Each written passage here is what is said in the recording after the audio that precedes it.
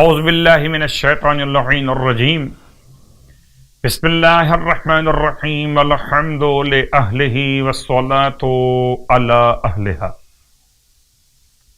اما بعد، ماہ شعبان المعظم، ماہ شعبان المکرم، ماہ مبارک صلی اللہ علیہ وآلہ وسلم، آخری عشرے کی راتوں میں عبادت کا بیان اور فضائل ماہ مبارک شعبان. نہ زبان میں اتنی طاقت کے مکمل فضائل بیان کر سکے اور نہ ہی علم میں اتنی صلاحیت کہ تمام تر اعمال کے بیان کا احاطہ کر سکے.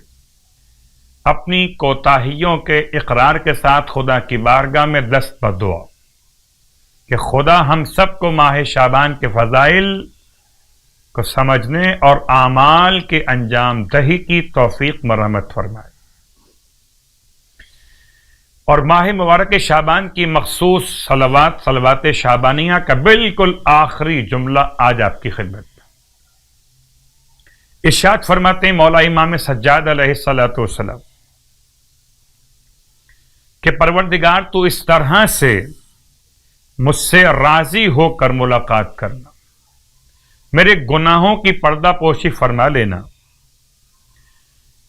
کہ مجھ پر تو نے اپنی رحمت کو اور اپنی رضا کو واجب کر لیا ہو.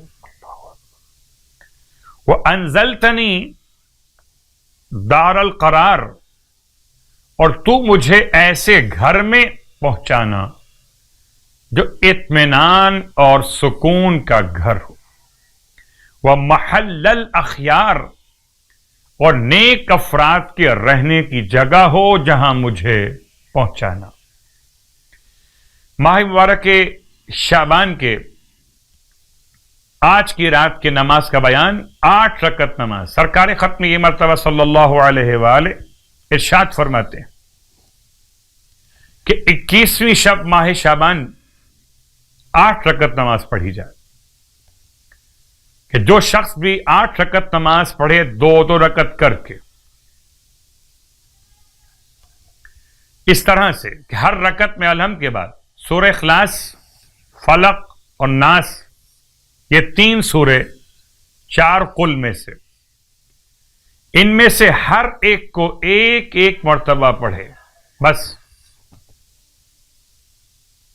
یعنی 8 رکعت نماز پڑھنی ہے، 2 رکعت کر کے پڑھنی ہے. نماز کی نیت 21ویں ماہ شعبان کی شب کی نماز 2 رکعت، پھر 2 رکعت، تو یہ 8 رکعت نماز قربتاً الی اللہ. ہر رکعت میں الحمد کے بعد اخلاص، فلق اور ناس، ان میں سے ہر ایک سورہ ایک مرتبہ ہی پڑھنا ہے. خداوند عالم اس کے ثواب میں عطا فرمائے گا کہ جتنے آسمان کے ستارے ہیں، اللہ اکبر، کتنے ستارے ہیں آسمان کے، گنتی نہیں معلوم، ایک اندازہ کہ بے شمار ستارے. اتنی تعداد میں نیکیاں لکھے گا اس نماز گزار کے لیے، اور اتنی ہی تعداد میں اس کے درجات بلند کرے گا، اور اتنی ہی تعداد میں اس کی برائیوں کو مٹائے گا. ماہ شعبان کے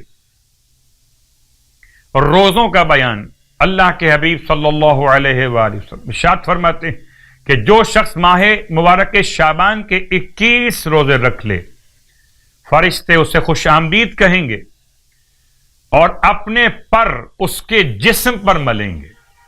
سبحان اللہ. خدا ہم سب کو ماہ مبارک شعبان کے صیام اور قیام کی توفیق عطا فرمائے. الہی آمین.